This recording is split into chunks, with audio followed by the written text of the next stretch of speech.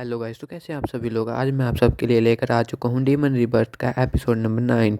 तो पिछले एपिसोड के एंड में हम देखते हैं कि लू का मास्टर लू के आगे आ जाता है जब मोफेन उस पर सारी स्वॉर्ड से हमला करता है और लू और अपने आप को बचाने के लिए सामने शील्ड बना लेता है। तभी मोफेन कहता है इसको कोई भी फ़ायदा नहीं है। तो एपिसोड 9 की स्टार्ट में हम देखते हैं कि मोफेन की स्वॉर्ड्स ने मास्टर की शील्ड में दरारें पा दी हैं। ये सब देख के मास्टर की फट जाती है और उसके तोते उड़ जाते हैं। तभी मास्टर मोफेन से कहता है ठीक है रुक जाओ, मैं तुम दोनों को लड़ाई करने दूंगा, बस मुझे जाने दो।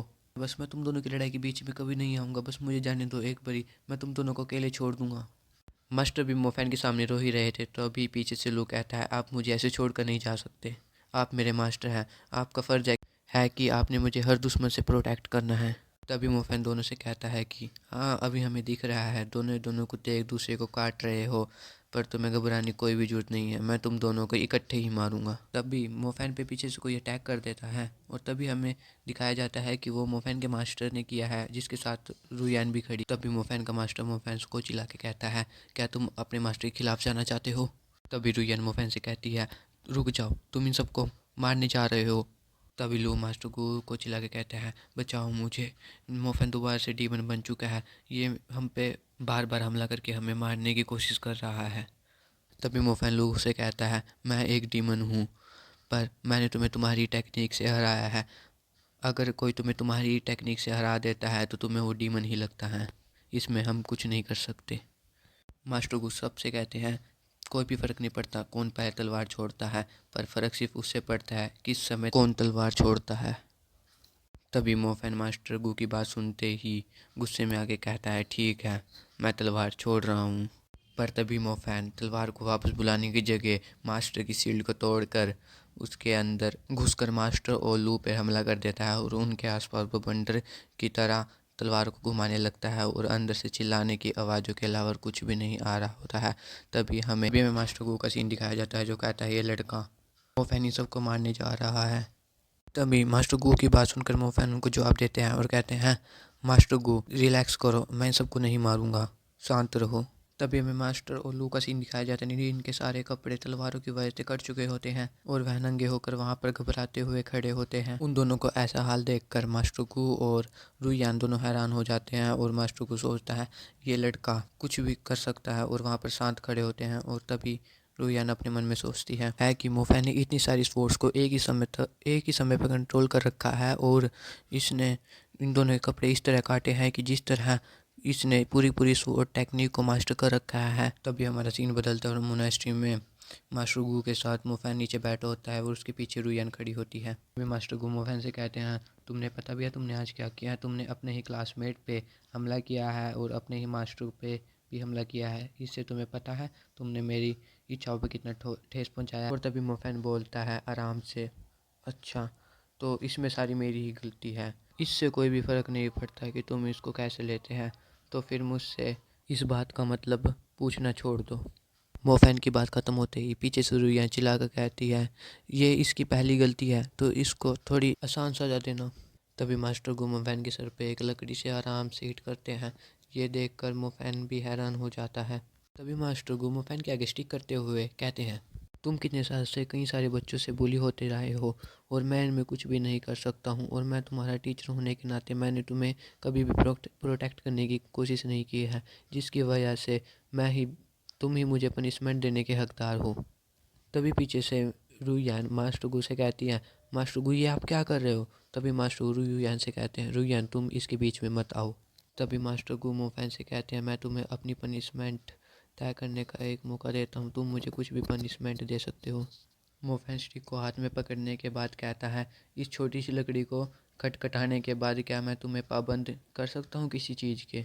तभी मास्टर गू मोफेन से कहते हैं कि तुम अपने मास्टर को पनिश करने के लिए कोई और मेथड देख सकते हो, मैं तुम्हें कुछ भी नहीं कहूँगा। तभी मोफेन खड़ा होता है और स्टिक को फेंकते हुए कहता है कि मैं बहुत ज़्यादा थक चुका हूँ एक बूढ़े मास्टर से डील करते समय, तो फिर अब सोना चाहता हूँ। फैन की यह बात सुनते ही रुयान और मास्टर गू दोनों हैरान हो जाते हैं। ये कहते हुए मोफेन वहाँ से जाने लगता है। तभी पीछे से रुयान कहती है ये बहुत ज़्यादा डिसरिस्पेक्टफुल है। और तभी मास्टर गू मोफेन से पूछते हैं क्या तुमने यूजिन टेक्निक को कभी तुमने पहले मास्टर किया है। तभी मोफैन पलटता है और रुक के पूछता है, तुम किस टेक्निक के बारे में बात कर रहे हो? वो बेकार सी टेक्निक को मैं मास्टर क्यों करने लग गया? उसको तो मैं अपनी स्किल में भी ऐड नहीं करूँगा, क्योंकि वो बहुत ज़्यादा कमज़ोर टेक्निक है। लू जब अपने चर्च को रिपीट कर रहा था तभी मैंने उसके चर्च को सुनकर उसको कॉपी किया, बस तभी मैंने इसको इस्तेमाल कर लिया। तभी हमें मास्टर गो का सीन दिखाया जाता है जो कहते हैं कि तुमने सिर्फ चंट को सुनने से ही उसको पूरा कॉपी कर लिया। तुम्हारी टेक्निक तो इतनी पावरफुल थी कि जिसने इस टेक्निक को इन्वेंट किया था उन्होंने 3 साल की मेहनत लगाकर इस टेक्निक को तुम्हारे लेवल तक कभी नहीं पहुंचा सकती। तुम्हारी टेक्निक एक अलग ही लेवल पर थी। तो इसका मतलब कि तुम एक कल्टीवेशन मास्टर हो। ये कहते हुए मास्टर लू की आंखें चमक रही होती हैं और लू के सर पे एक पत्थर आगे गिरता है जिस पर लिखा होता है कल्टीवेशन मास्टर। तभी मोफैन मास्टर की बात सुनकर नीचे गिर जाते हैं और कहते हैं, क्या कल्टीवेशन मास्टर? मोफैन तभी अपने मन में सोचता है, ये बूढ़ा बस्टर्ड क्या सोच रहा है। अभी के समय पे तो सारे ही कल्टीवेशन मास्टर हैं, पर मैं तो एक ग्रेट डीमन लॉर्ड हूँ। या क्या ये मुझे गधा सोचता है जो मुझे कल्टीवेशन मास्टर के नाम पे कुछ भी कह देगा? ये बूढ़ा कुसर तो यहाँ पर सरेआम मेरी बेइज्जती कर रहा है। तभी मास्टर को आगे बढ़ते हैं और मोफैन को हाथ दे के खड़े करने की कोशिश करते हैं और कहते हैं, तुम इतना एक्साइटेड क्यों हो रहे हो यंग मैन? तभी मोफैन अपने मन में सोचता है, कौन हो रहा है यहाँ पर इतना एक्साइटेड? अगर मेरे को चांस मिला यहाँ पर तो मैं उन सबको मार डालूंगा, इनकी यहीं पे खबर को। तभी मास्टर गुमोफेन से कहते हैं, मैंने तुम्हारा टैलेंट पहले नहीं ढूंढा, इसके लिए मुझे माफ़ कर दो। अब मैं तुम्हारी ट्रेनिंग पर बहुत ज़्यादा ध्यान दूंगा। तभी मोफैन चिल्ला के कहता है, स्टॉप स्टॉप, तुम ये क्या कह रहे हो? और मोफैन पीछे उछलता हुआ जा रहा होता है। तभी मास्टर गुमोफेन से कहते हैं, अभी रुक जाओ, मैंने तुम्हें एक और चीज़ के बारे में बात करनी है। मुझे तुमसे एक टास्क के बारे में बात करनी है। तभी मास्टर गुमोफैन को टास्क के बारे में बताने लगते हैं और वे कहते हैं कि यहाँ पर हमारे यूनियन में 3 तरह के टास्क मिलते हैं, जिनमें से फर्स्ट क्लास, सेकंड क्लास और थर्ड क्लास में डिवाइड होते हैं। ये थर्ड क्लास का मिशन हमें मिला है जो उनसा सबसे आसान मिशन कहलाया जाता है। और उनमें से फर्स्ट क्लास का सबसे मुश्किल टास्क होता है जो उनसे सीनियर बच्चों को दिया जाता है। पर ये थर्ड क्लास का हमारे मोनेस्ट्री को मिला है और यहाँ के जो सीनियर बच्चे हैं वे अभी किसी और टास्क पे गए हुए हैं, इसलिए मुझे कोई और मिल नहीं रहा था जिसको मैं चूज़ कर सकूँ इस टास्क के लिए। पर जब से तुम इतने पावरफुल हो चुके हो कि तुम ये टास्क ले सकते हो, इसके लिए मैंने इस टास्क के लिए तुम्हें चूज़ किया है मोफैन। अभी मास्टर गू दोनों से कहते हैं, मैंने तुम दोनों को एक दूसरे का पार्टनर तय किया है, जिसमें तुम दोनों हमारे मोनेस्ट्री से मिशन कंप्लीट करने के लिए जाओगे। मास्टर की बात सुनकर मोफैन के लगे पड़े होते हैं। तभी बाहर से एक लड़की आती है और कहती है, मास्टर मास्टर, बाहर एक मैसेंजर आया है जो उनसा यूनियन से आया है और वो बाहर आपका इंतज़ार कर रहा है, आप जल्दी चलिए।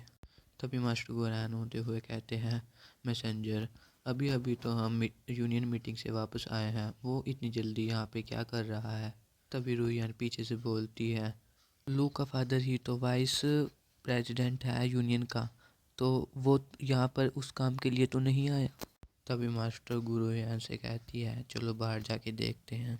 अभी हमें उस मैसेंजर का सीन दिखाया जाता है। तभी घोड़े को पकड़ा हुआ आदमी कहता है, क्या तुम्हारा मास्टर टॉयलेट में गिर चुका है जो वो यहाँ पर मैसेंजर का स्वागत करने नहीं आया? तभी वहाँ पे उस मैसेंजर के सामने झुके हुए आदमी कहते हैं, ये हमारा सौभाग्य है कि हमें आपकी सेवा करने का मौका मिला। और तभी वहाँ पे दूसरा लड़का झुका हुआ कहता है, हमारे मास्टर जल्द से जल्द यहाँ आने की कोशिश कर रहे हैं। तभी वहाँ पर मास्टर गो और रुयान आती हैं और मास्टर गो कहते हैं, आपका स्वागत है, मुझे माफ़ कर दीजिए कि मैं आपके स्वागत करने के लिए यहाँ पर लेट पहुँचा हूँ। तभी मास्टर गो मैसेंजर के सामने झुकते उन्हें ग्रीटिंग करते हुए कहते हैं, आप अंदर क्यों नहीं आते? तभी मैसेंजर मास्टर गो से कहते हैं, कोई भी जरूरत नहीं है, मैं यहाँ पे कुछ करने आया हूँ, मैं यहाँ पर कुछ डिलीवर करने आया हूँ। प्रेसिडेंट लू ने तुम्हें गलत मिशंस दे दिए हैं, जिसकी वजह से मुझे तुम्हें सही मिशन देने के लिए यहाँ पे आना पड़ा। तभी मैसेंजर मास्टर लू के हाथ में एक लास्ट रैंक का मिशन पकड़ा देते हैं। तभी मास्टर गो मैसेंजर को कहते हैं, ये तो एक लास्ट रैंक मिशन है। तभी पीछे से रुइयान चिल्लाते हुए कहती है, ये बिल्कुल भी सही नहीं हो रहा है, हम एक छोटी मोनेस्ट्री से हैं, हमें ये एक क्लास मिशन नहीं मिलना चाहिए था, हमारे लिए तो थर्ड क्लास मिशन था। अभी मैसेंजर मास्टर गू से कहते हैं, क्या ऐसी बकवास कर रहे हो तुम? क्या तुम हम पे क्वेश्चन उठा रहे हो? तुम्हें यूनियन की बात पे भरोसा नहीं है और तुम हमारे खिलाफ जाने की कोशिश कर रहे हो? मैसेंजर गुस्से में आकर मास्टर गू से कहते हैं, अगर तुमने ये मिशन नहीं लिया तो तुम्हारी मोनेस्ट्री को हम ख़त्म कर देंगे और तुम्हारी मोनेस्ट्री क्लोज़ हो जाएगी। और अगर तुमने मिशन कंप्लीट कर दिया तो फिर तो सब कुछ ऐसे ही चलता रहेगा। ये मेरी तुम्हें एक फ्री के एडवाइस है। क्या तुम्हें लगता है क्या तुम अपनी मर्जी से मिशन ले सकते हो और छोड़ सकते हो? तभी हमें मोफैन और स्टूडेंट्स का सीन दिखाया जाता है जो कहते हैं ये कितने बुरे हैं, ये चाहते हैं कि हम अपनी मोनेस्ट्री को बंद कर दें। तभी उसके पास वाला कहता है, ये फर्स्ट क्लास मिशन, सो 5 सेक्टर्स के बड़े मोनेस्ट्री के स्टूडेंट्स ही करने का खतरा उठा सकते हैं, पर हम तो एक छोटी सी मोनेस्ट्री से हैं, हम ये कैसे कर सकते हैं? तभी उनके पास वाला लड़का कहता है, हमें ये मिशन लेना ही पड़ेगा, अगर हम ये मिशन नहीं लेंगे तो वे मास्टर गू को मारेंगे और मोनेस्ट्री को बंद कर। यहीं पर ही हम इस एपिसोड का एंड करते हैं। अगर आपको मेरी ये वीडियो की एक्सप्लेनेशन अच्छी लगी है तो इस वीडियो को लाइक और मेरे चैनल को सब्सक्राइब जरूर करना।